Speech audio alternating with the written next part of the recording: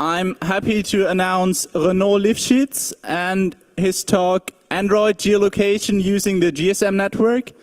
And the subtitle is, Where was Waldroid? I hope we're going to learn what this is, what this is going to be. So I think we're good to start. Renaud.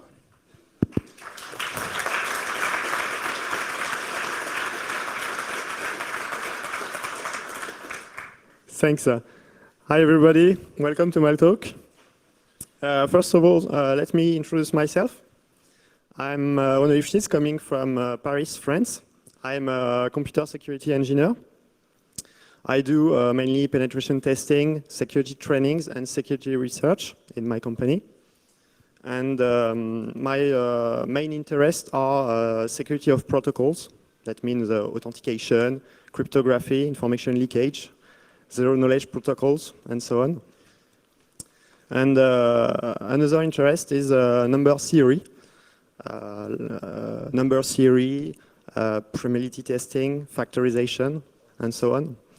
So don't worry, there won't be any math theorem or complex proofs in my talk.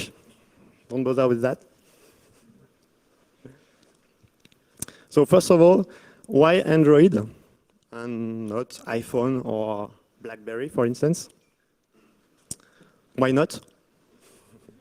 In just 2 years, in fact, Android has made an impressive market share. Okay, so for now, nearly 300,000 phones are activated each day, according to Google. Andy Rubin, who is the director for the Android part of Google activity.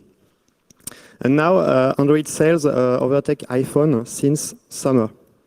So Android is now a big part of the phone nowadays. And the last point is because hacking with Android is very cool. You have a true, real Linux kernel, so you can hack many, many things.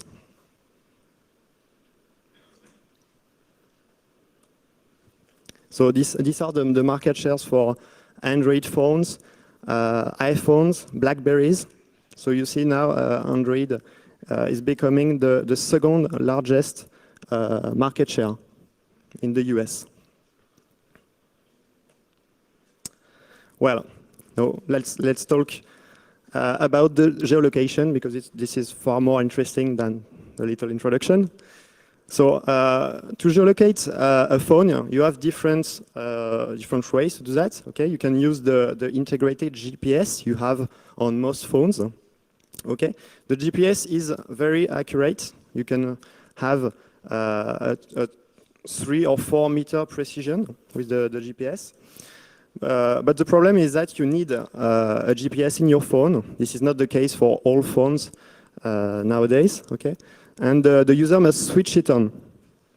Okay, it's not enabled by default because of the battery consumption, right?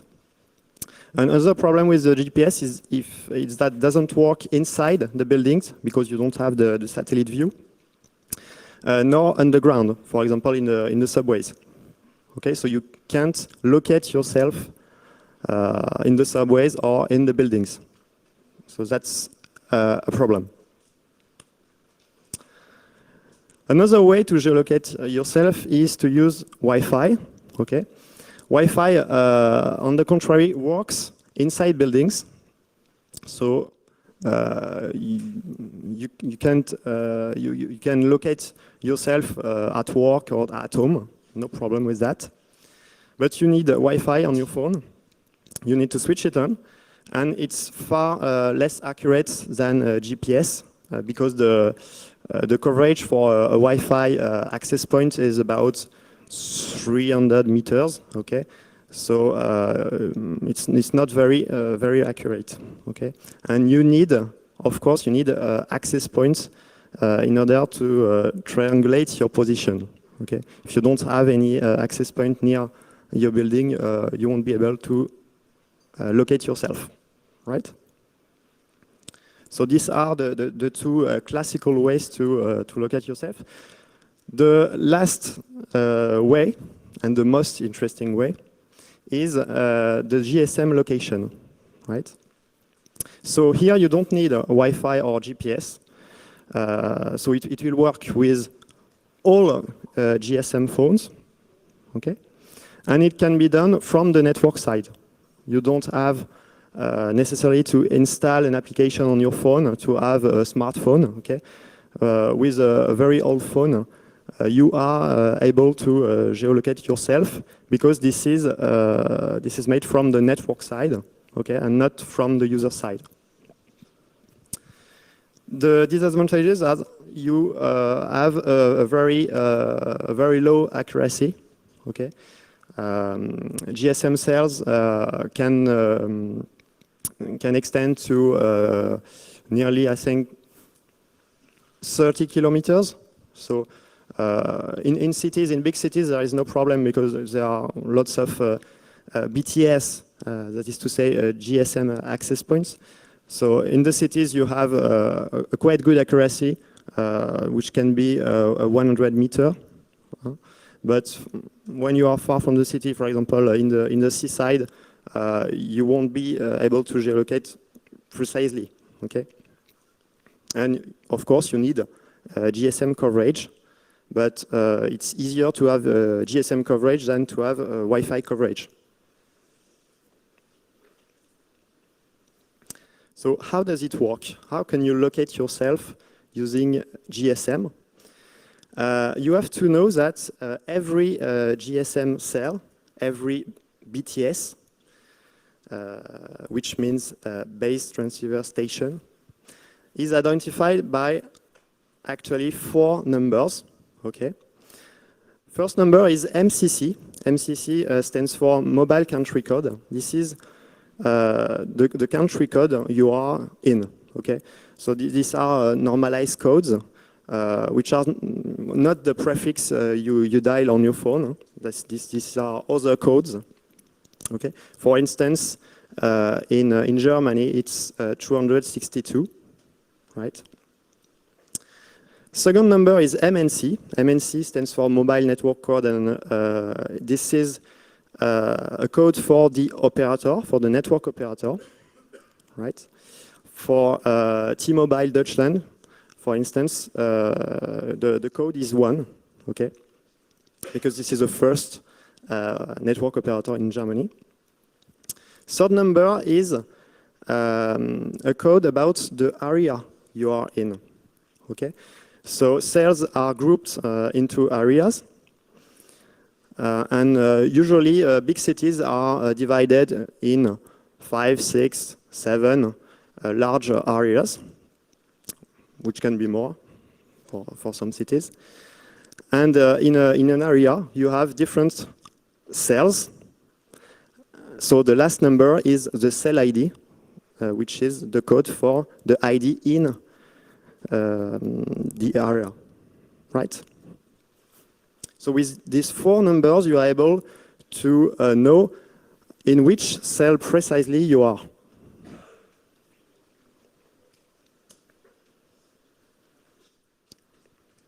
Right. So this is not new. So there have been several attempts to build databases of GSM cells because it's not easy to have a clear mapping between those 4 codes and, for example, GPS position. Okay, the cells are attributed by network operators, but they keep the database for themselves. So the cell positions are not public, right? So there have been attempts to build database of all cells in many countries, in many operator networks, right? So you have, for example, location.api.com, which have nearly 11 million cells in the database in more than 200 countries, right? So you can find all those databases in Wikipedia, right? So this is a first try. to geolocate yourself using only cell IDs. But why not use something more efficient, like Google indexing power? Okay, instead of indexing yourself cells, okay, which means a lot of effort, okay, lots of human task, human power. Why not use something completely automatic, which is regularly updated, like the Google indexing power, right? So how does it work?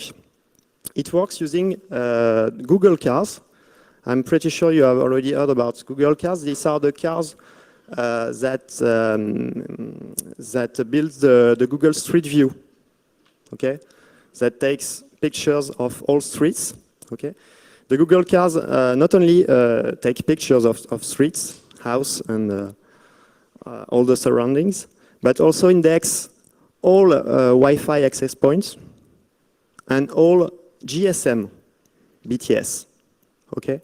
So they have a pretty complete database of GSM cells, okay? They keep it secret, but they have it, right? And they have not only the Google cars, they have all Android users also. Because your Android phone is constantly updating this database when you use, for example, Google Maps. Okay. So all Android users are updating this very large Google database. So this is continuously updated and quite good quality. But is there a Google API somewhere? Okay. Yes, but it's quite confidential. Quite confidential. There is a Google API. In order to be sure there is a Google API, try to run a Google Map with the GPS and the Wi-Fi disabled. Okay? So your phone will only be able to geolocate using GSM, right? So I have tried this, and I have seen there is some kind of API the phone uses to be able to geolocate, right? Another entry point to the API is when you install a Google Gears plugin. It's not so much known, but it's a plugin for Firefox and Chrome, which allows, for example, cache browsing or local search. I mean, when you type restaurant in Google, it finds the pizzeria just in front of your building. So Google is able to know where you are, okay? Just by sniffing the query from the Google Gears, you are able to figure that there is an API, right? But this API, of course, when you are running a local search, doesn't use GSM because you don't have a GSM receiver in your desktop computer. So it's only using Wi-Fi access points, right? So first of all, let's talk about Android Google Maps internals, right? So I have compiled a TCP dump for my Android phone, which is a Nexus One. So you need to cross-compile TCP dump for ARM architecture, because of course the phone doesn't run an Intel processor, right? And I noticed there were some exchanges in binary. So this is a proprietary binary protocol, right? But it uses HTTP and HTTP post to this URL here, right? GLM mmap, Some people have figured it out also. So you can look at this this excellent blog, this excellent blog page, which is called the Poor Man GPS. And some people managed to successfully reverse engineer this binary protocol. So in fact, you just have to pack the four different codes we talked about. So the MCC, MNC, LAC, and CID. You have just to pack them in the proper format and send them in binary to the google.com server, right? And you have an answer also in binary. But it's quite buggy. Okay, I mean, when you basically do twice the query, you don't have the same answer sometimes. So it's quite bizarre.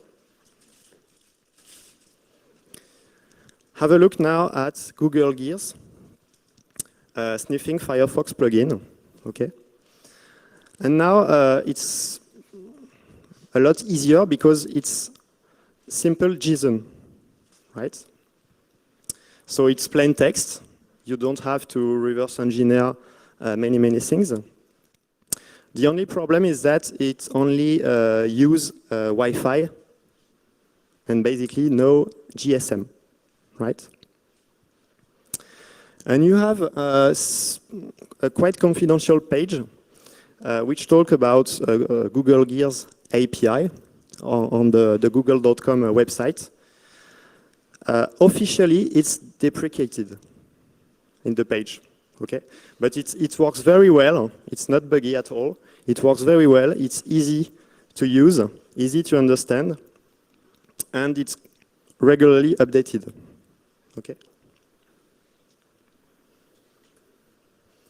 Have a look at the query and the response. So you see it's a simple post HTTP query, and you just have to format a correct JSON request with the four codes we talked about. That is to say, the MCC here. So 208 stands for France, right? The mobile network code. This is the first network operator in France, which is Orange. The location area code, which is the code for the area here, and the cell ID. So this is the query. Have a look at the answer now. And in the answer, you have interesting details. Not only you have the latitude and longitude, which is pretty nice. You have a full human readable address, including street number, street name, zip code, city, region, and country. So you have a complete reverse geolocation using only the cell IDs, right? And you have even the accuracy, which I think is the cell coverage. It couldn't be anything else. So it should be the cell coverage, in fact.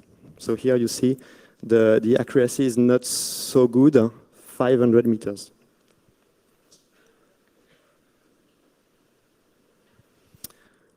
And we can go further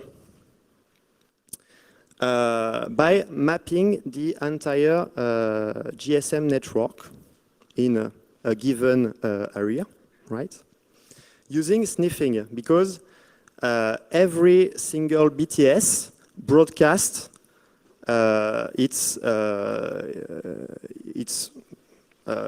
cell ID, its location area code. So if you sniff the GSM network, and there have been a talk about GSM sniffing, if you sniff the GSM network, you are able to collect all LAC and CIDs from your area, right? You can do that using a SDR, which is a software-defined radio. So here you have one well-known SDR, which is the USRP1 from Itus Research, okay? quite expensive, but it's a very good toy. If you want something cheaper, you can buy a simple Nokia. Okay, this is a very old Nokia version. You can find it for nearly 15 euros on eBay. Okay, so buy it. It's a very good hacking toy.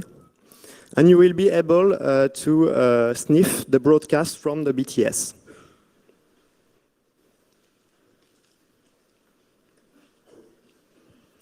So in order to achieve that, I used the AirProp project, which is a project for GSM sniffing.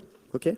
So first of all, you have to scan the frequency to find all the different BTS with GNU Radio. Okay? When you have identified the good frequencies, you have to demodulate the signal with AirProbe. And when you have the demodulated signal, you have to decode it with Wireshark. Right? So 3 simple steps. And here is the result from the demodulated capture. So T-Shark is basically Wireshark in console mode. Okay, so this is a clear version of Wireshark. I take the decoded capture as an XML file here, and I just apply a filter in order to only keep the packets with cell IDs, right? And here in the capture, you see you have 4 different BTS broadcasts with MCC, MNC, LAC, and CID.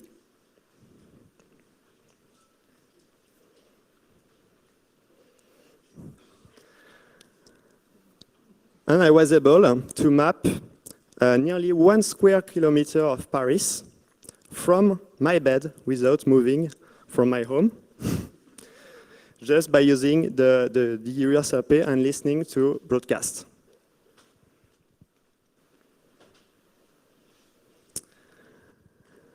Okay, so this was the introduction about the geolocation with BTS. Now let's see how we can attack an Android phone.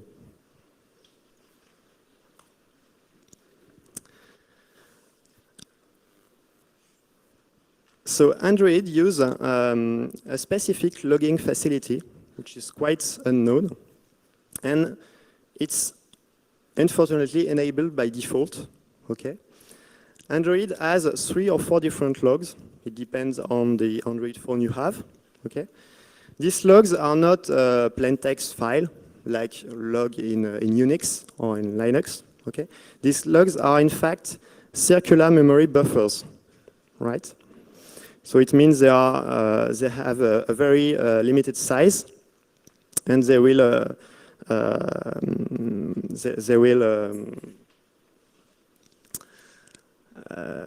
be truncated after this given size, and they will start over and again, right?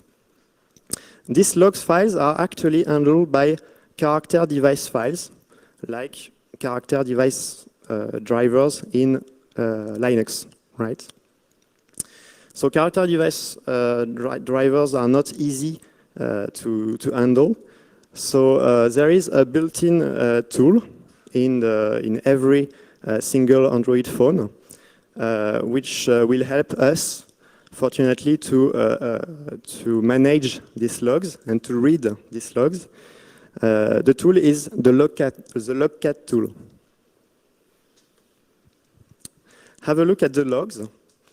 So the logs are character device in /dev/log. Okay, but these are no text file. Okay, these are character device. So you cannot directly read those files. So you see here 4 logs: the system log, the radio log, the main log, and the events log, right? And here you see the C which stands for character device, right? You can notice something strange, okay, about the permissions. Carefully look at the permission of the log files, right? You will see other as the right permission on those logs, okay? This will be important in the next steps.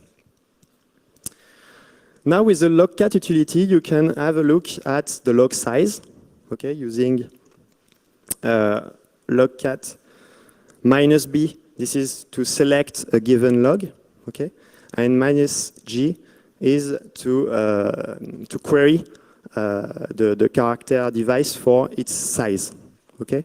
So you see most logs have 64 kilobytes data, right?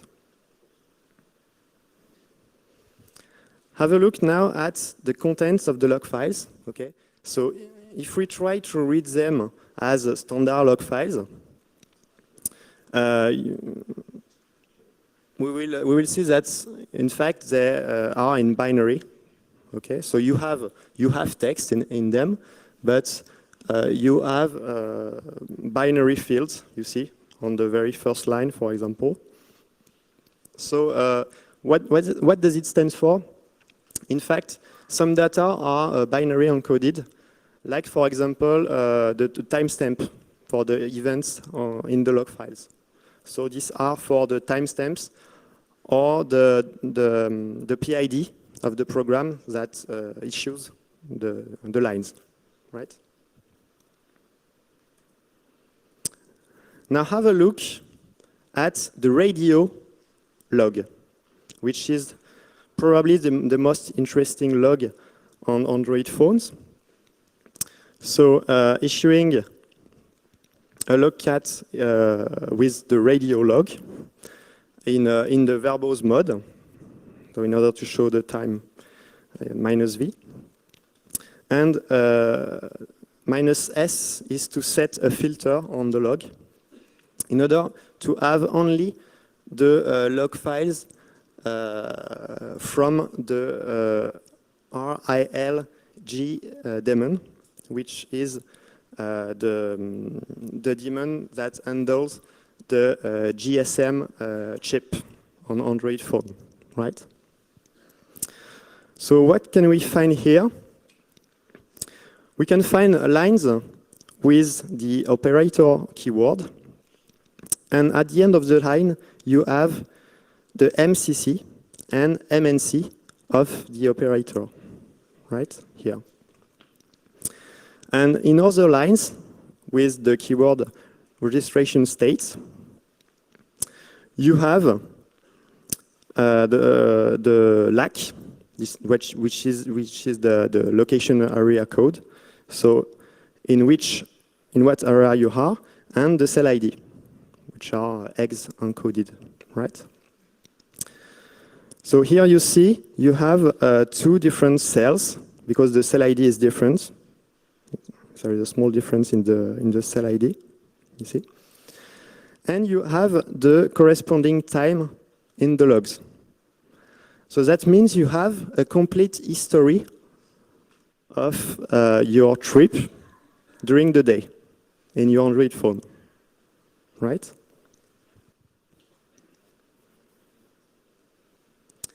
So the attack scenario will be to collect this history of visited GSM cells on the victim size, because you need access to the victim phone in order to do that.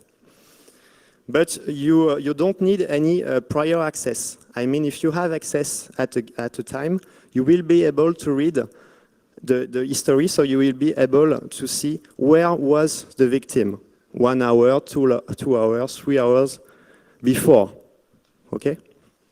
So this is an history, so you don't need a prior access. Then you need to send this history to yourself, or send them to the attacker, and you have to resolve them into latitude and longitude. Of course, in order to know, to draw on a map where was the victim, because cell IDs are not of any help to know where's the victim. So how can we do that? In fact, there are two principal ways to do that.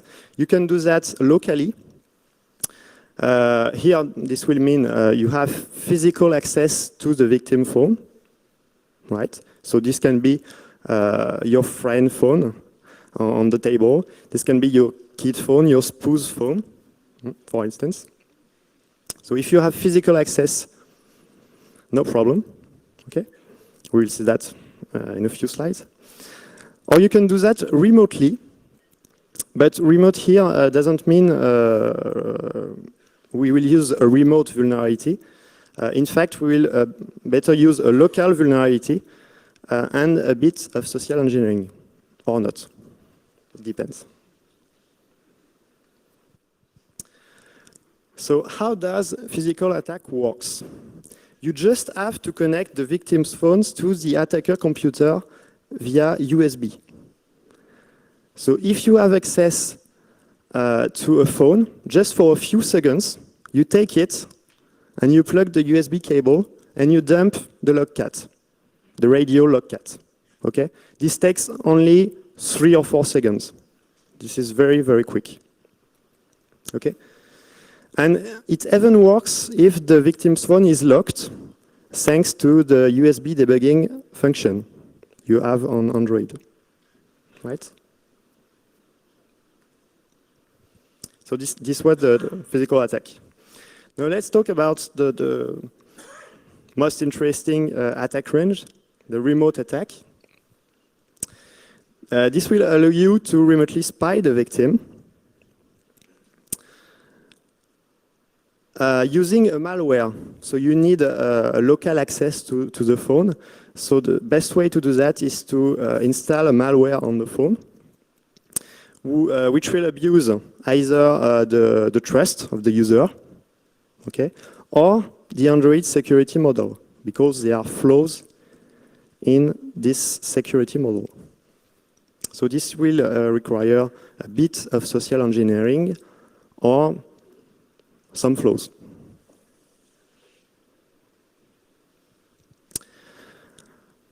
How does security works with Android? Okay, Android, you probably have downloaded an application on the Android market. When you download an application, the market asks you if you want to install this application, and will list all the permissions needed for this application. So theoretically, an application cannot use a permission which is not declared in its manifest file. Okay, so this is a fine-grained permission model, which is far more secure than the iPhone application. Okay, and for this, in order to ensure that the application doesn't use any other permission, you have a Java sandbox, because Android applications are in Java, or a subset of Java which is called Dalvik, in fact. So permissions are listed in the Android.permission package on Android. So you have a bunch of permission in Android security model. And what can a user fear if he don't want to be located? If you don't want to be located, you will carefully look at permissions for location, like access find location, which use the GPS, for example, or access coarse location, which use Wi-Fi or GSM network. So if you don't want to be located, you will carefully look at those 4 permissions, those 2 permissions, sorry. And probably you won't authorize application which use the internet access, okay? Because with the internet access, the application will be able to report your location, okay? So you will carefully block the application which use both permission. This is a big danger. So first attack is using both permissions. Okay, most users, in fact, won't care. Okay, most users don't look at permissions and will install a game which use the location permission and the internet permission, even if the game isn't related to internet or to location at all. Okay, I mean, most users don't care. Okay, why? Because internet permission is quite used in Android application because it's needed for a free ad-sponsored application. For the ad in the game, you need internet permission, right? And geolocation permission is needed for location-aware application. Like when you do a local search in Google for a restaurant, for example, you need the location permission. Okay? So most users won't care. So this is the first naive attack. Second attack is much more sophisticated and it's based on radio logs. Okay?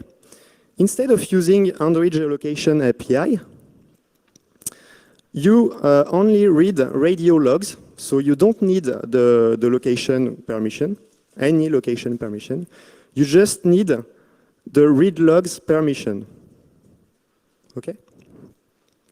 So you are able to read and parse the radio log and to collect the different LAC and CIDs from the logs. Second part of the attack is to write those results in the system log, okay, which is another log.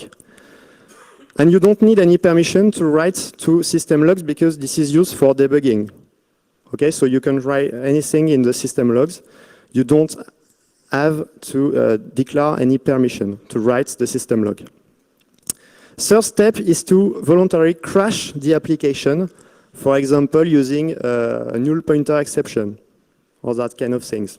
Okay? And you don't need any permission to raise an exception. Okay? Fourth step is the crash reporting step. Okay? When an application crash, you have a feedback client on your Android phone which sends the developer the system logs at the time the application crash. So you don't need any internet access to remotely collect the cell IDs. You use the integrated Google feedback client, right?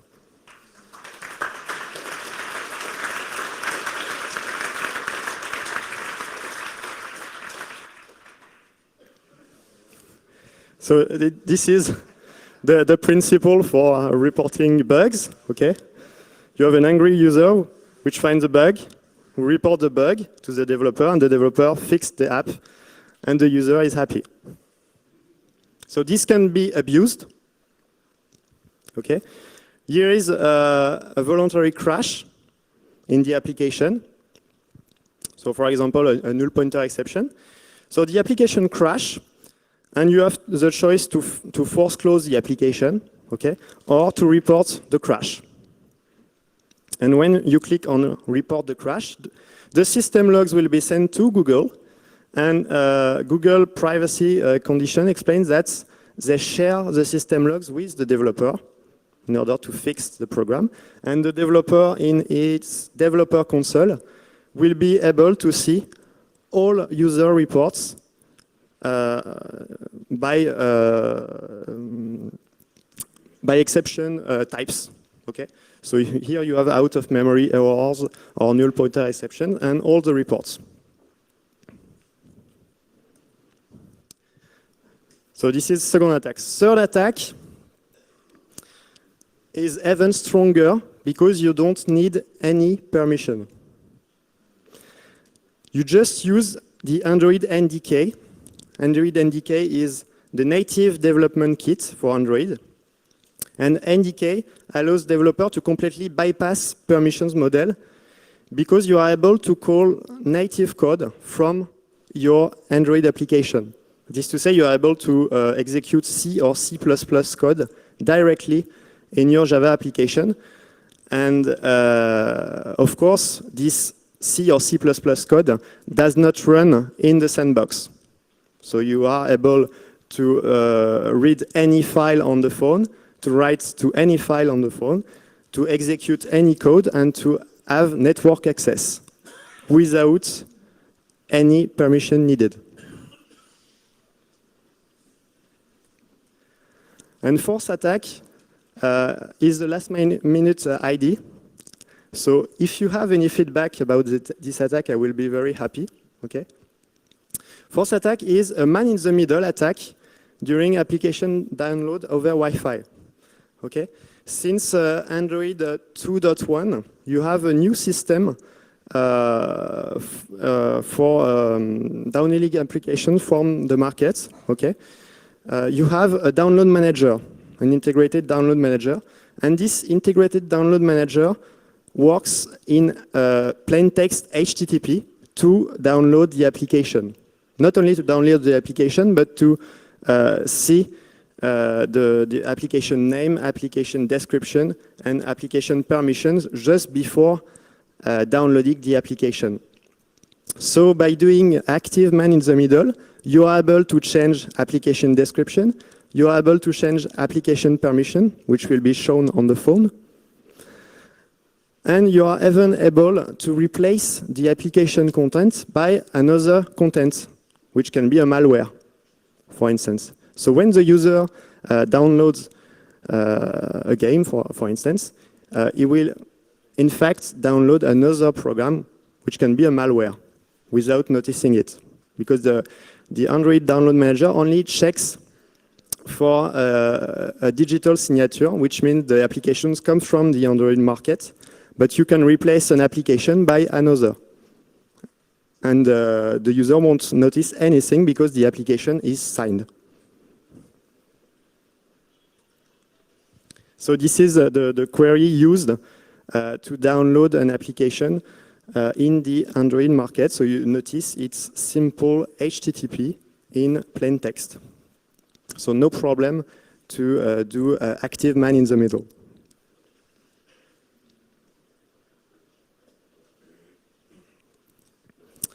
So that was the biggest part.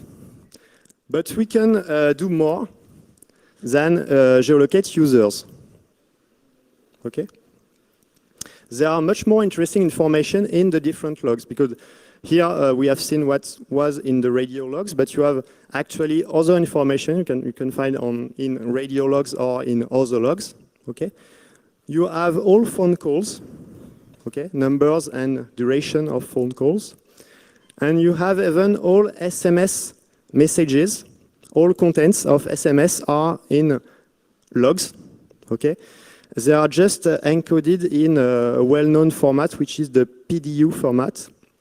So you just have to decode the SMS, but the actual content of the SMS is in the logs. Okay? So you have the sender, the recipients, the dates, the time, and the content of the SMS. So you are able not only to geolocate the user, but to collect all phone calls and all SMS messages from the targeted phone. So you are able to figure out now where did phone calls take place, where the SMS were received or sent, and you are even able to recover deleted SMS or deleted call history directly from the logs.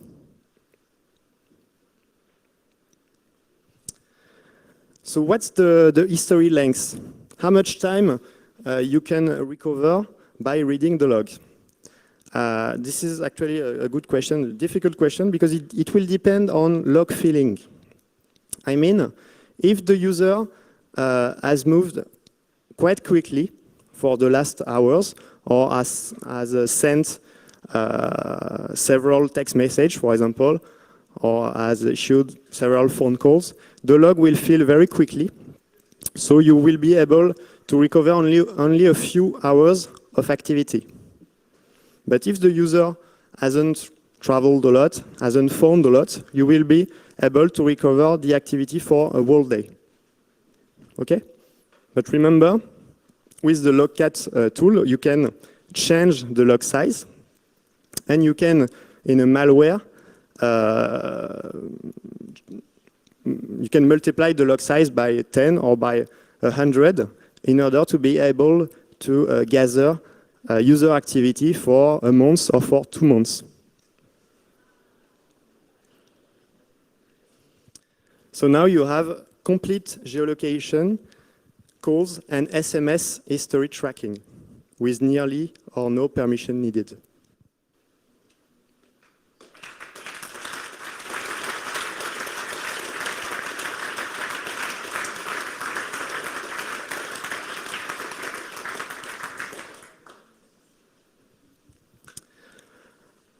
How to protect yourself now? Don't buy an iPhone.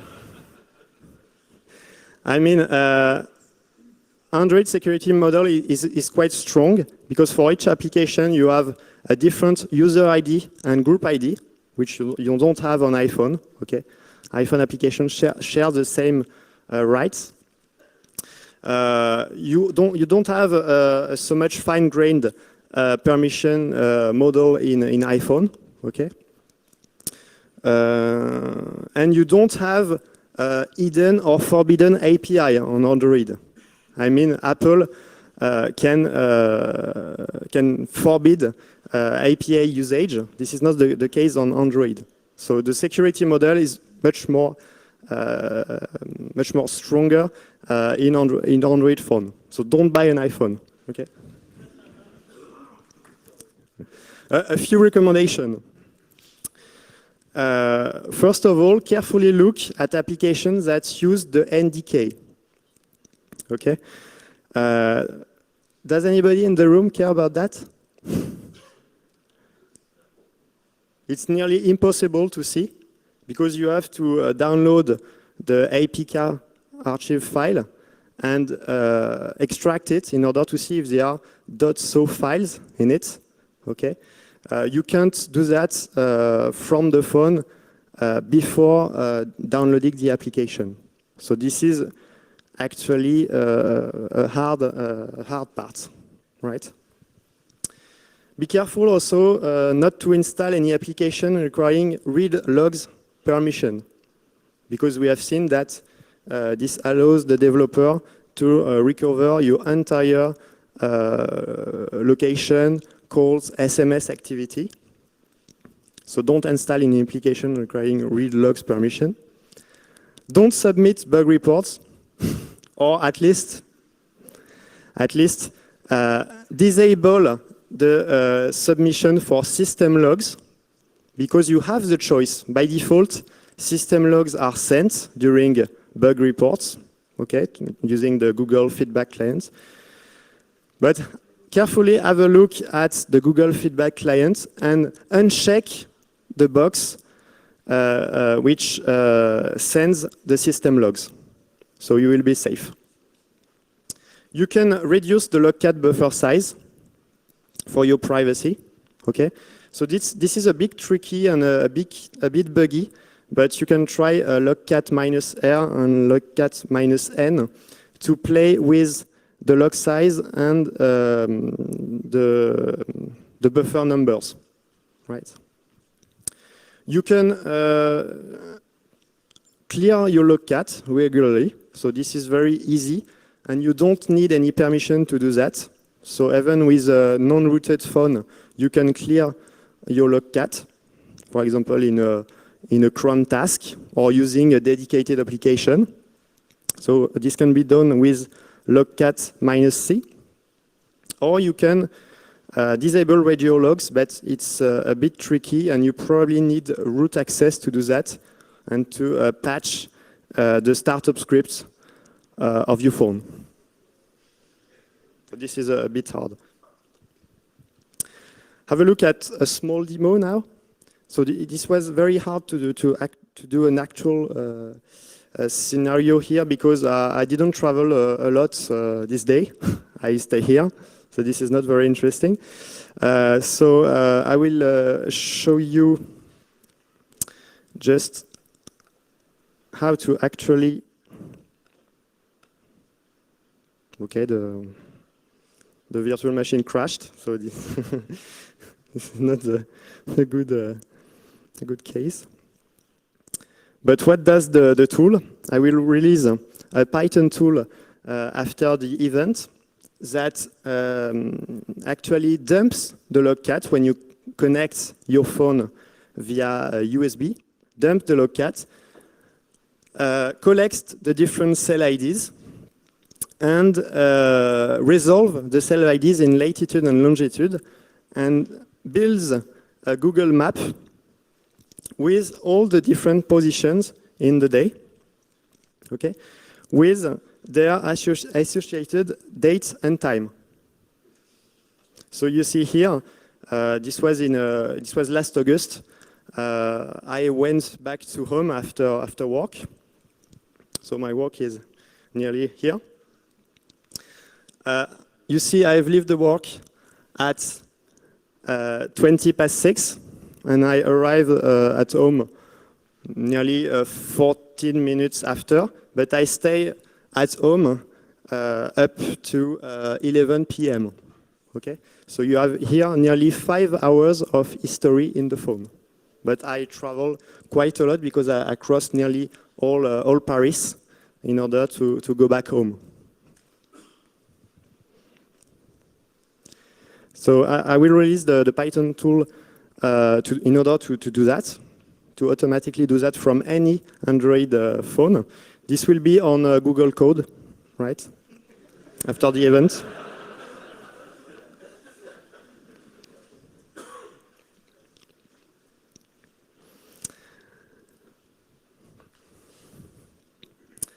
So that's all, folks. Hope you enjoyed the talk.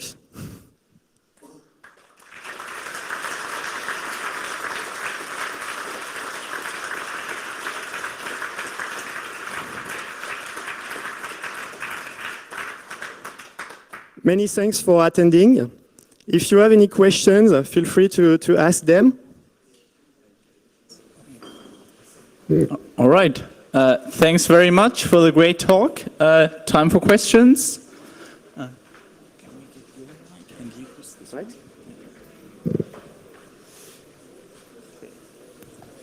Hi, I was wondering if you have had experience running your Nexus 1 or any Android phone with disabling the logging features of the radio or turning the logcat to the radio device file to 0 and seeing if there's any problems or issues with the Android system while you do that. Well, sorry, can you repeat a little bit more slowly? If you reduce the log size of the radio device file to 0, I was wondering if you have tried this on your Nexus 1 or any Android phone and noticed any problems.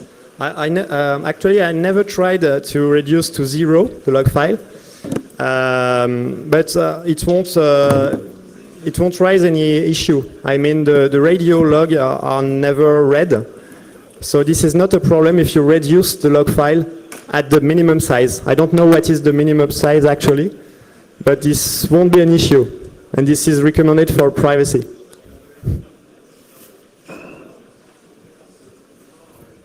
All right. More questions? One question, 2 questions from the interwebs. Yes, so the chat room wanted to know since which version of Android included error log reporting? Which version of Android are vulnerable? All versions since 1.6 at least, but probably 1.5. Okay, and then the other question was that question was from Nuremberg. The other question was from down in the Hack Center, and somebody said that they just checked on 2 Android phones and there was only MCC and MNC in the log.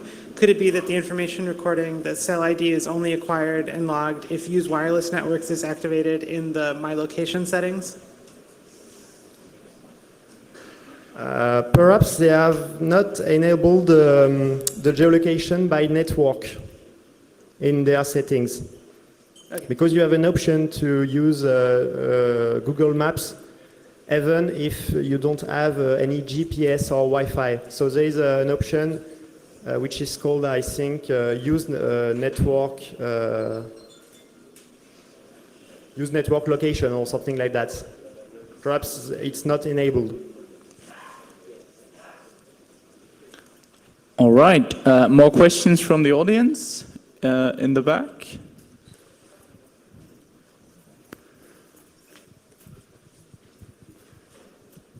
Hi. I tried the lock cut on this X10 Sony Ericsson phone and it doesn't have read access, so probably it's not working for all the phones.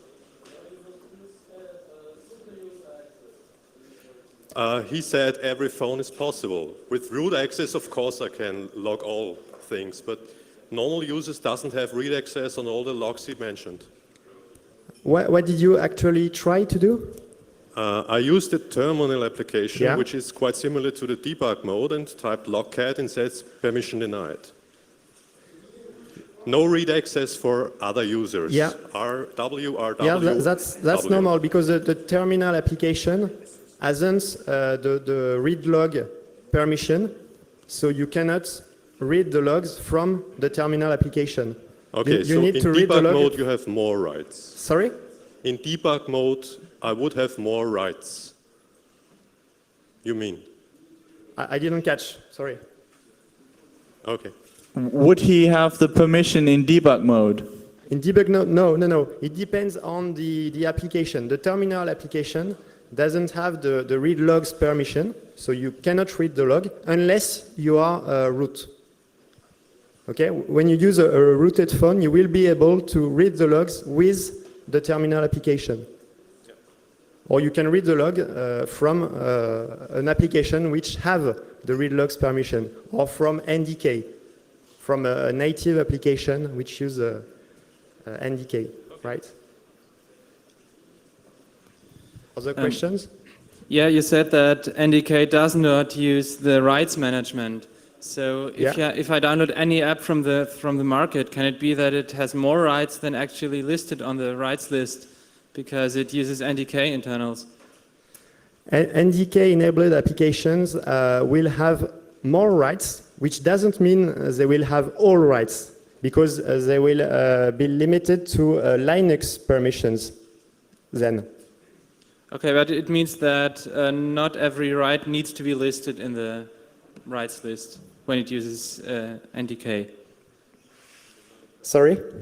So, well, if a normal Dalvik app, it lists every right that is requested. For example, GPS location, right to read GPS location.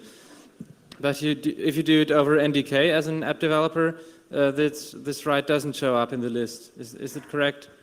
Yeah, if you use any native API, this will not be listed in permission used by the application. Okay, and do any market apps use native API? Sorry? Do any apps listed in the market use this API, this native API? Of course, yes. You have several video player which for performance reasons use NDK for video decompression, for instance. Okay, So if you have a look at, for example, vPlayer, which is a really nice Android video player, it will use NDK for video decompression to read DivX files or AV files. Okay, there's another question. Hi, so is there any way to tell when I install an app from the market if it uses the NDK compiled code? Is there any way to see it from a user standpoint? Unfortunately, you cannot see it from the market, so you have to download the APK archive and extract it in order to see if there are any .so files inside. But there are no way on the phone, in the market application, to see that. You will have to use a file manager to extract the APK and see if there are .so files. Okay, one last question. Hi. It's actually not true that using the NDK bypasses all permission checks, because permission checks are not done at the Dalvik layer. For example, the terminal app is native code, and that guy didn't get the automatic power to read logs. It's permission checks happen at the IPC boundary, not at the Dalvik boundary. Dalvik is not intended to Dalvik is not intended to be any security boundary. It happens elsewhere at the IPC boundary. Whenever like you cross the process boundary by making a call across binder, for example. So if you can bypass any or all permission checks merely by using native code, that would be a huge bug and you should report it to Google. But I don't think it will turn out to be true. Okay, good remark, but using NDK doesn't allow you to do anything. You are limited to Linux permission. I mean, if your application is not in the right group, for example, to read the log file, you won't be able to read the log file from the native application. Okay? But you will be able, for example, to open a socket, because opening a socket doesn't need any permission at the system level. Actually, there's a special blob in the Linux kernel that blocks your access to the socket API unless you have the permission, the internet permission. I haven't seen this, and I was able to do network request without any special rights. Have you written a test app to do that? Yeah. And it works? Yeah. That's a bug. All right. So it seems we end on having discovered an Android bug, possibly. All right, let's thank the speaker again for this great talk. And just a word. If somebody managed to attack an application download using active man in the middle, please mail me. It will be very interesting, but I'm pretty sure you can do that. okay, unfortunately, we have to stop at this point.